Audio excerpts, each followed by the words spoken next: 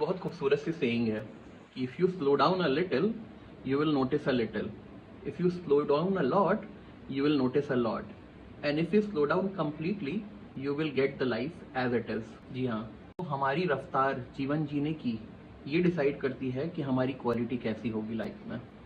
अगर आप थोड़ा सा अपनी लाइफ को स्लो डाउन करोगे तो आप कई सारी ऐसी चीज़ें नोटिस कर पाओगे जो शायद आपने नोटिस ही नहीं की।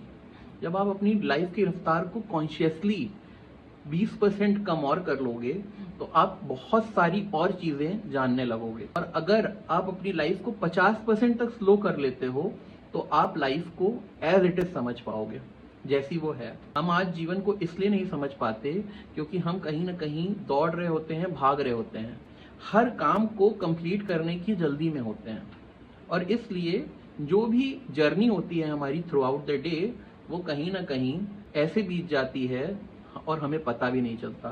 फिर हम ये कहते हैं कि हमारी लाइफ भाग रही है या कट रही है, लेकिन हमें पता ही नहीं चला कि इतने दिन इतने साल बीत गए।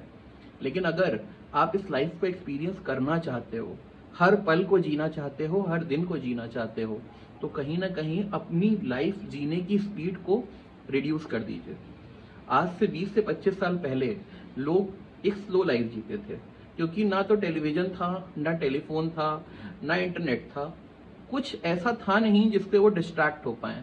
तो कहीं ना कहीं उनके पास ऑप्शन ही नहीं थे और लाइफ अपने आप से स्लो थी। आज की दुनिया में हर चीज आपको डिस्ट्रैक्ट करने के लिए खड़ी है, इंटरनेट पे खड़ी है, मोबाइल फोन पे है और टेलीविजन पे है। और हमारा जो अटेंशन स्पैन है वो कम होता चला जा रहा है इसीलिए, और हमारी लाइफ क्वालिटी डिक्रीज होती चली जा रही है। हमको पता ही नहीं चलता कैसे हमारी जिंदगी ऐसे ऐसे भाग जाती है और हम कहीं ना कहीं अंत में खड़े हो जाते हैं। लेकिन जब आप अपनी लाइफ में स्लो होगे, 20% 25% स्लो होगे, तो ऐसा नहीं होगा कि आप लाइफ में कुछ अचीव नहीं कर पाओगे, उल्टा आपकी अचीवमेंट बढ़ जाएगी क्योंकि आपकी कोई भी काम करने की क्वालिटी जो है वो बढ़ जाएगी। और जब आप कोई भी काम हाई क्वालिटी से करोगे तो आपको कहीं ना कहीं सक्सेस मिलेगी, और सक्सेस मिलने के साथ वो जो लाइफ है जो आप जियोगे वो मीनिंगफुल रहेगी। हमारी लाइफ में कहीं ना कहीं मीनिंग ही इसीलिए खो गया है क्योंकि हम हर चीज बहुत जल्दी जल्दी करना चाहते हैं। आज एक वीडियो जैसे आप कोई देख रहे हो, वो भी एक लंबी वीडियो नहीं देख सकते। अगर आप अभी तक इस वीडियो में हो तो शायद आपके पास अभी भी वो स्लोनेस बची है। नहीं तो नॉर्मली क्या होता है, लोग रील्स देखते हैं और उसमें भी 10 सेकंड के बाद वो नहीं रुक पाते, उनको कोई ना कोई अटेंशन उनका डिस्ट्रैक्ट करने के लिए सीन बदलना पड़ता है। ऐसा क्यों है? ऐसा क्यों है कि हम अपने माइंड के ऐसे गुलाम हो गए हैं जहां पे हमारा माइंड स्लो ही नहीं हो रहा है, और उसके बाद लोग बीमार पड़ जाते हैं, लोग को हेडेक हो जाता है, माइग्रेन हो जाता है। इसका बहुत बड़ा कारण है कि आप कहीं ना कहीं लाइफ को बहुत तेज स्पीड में जी रहे हैं।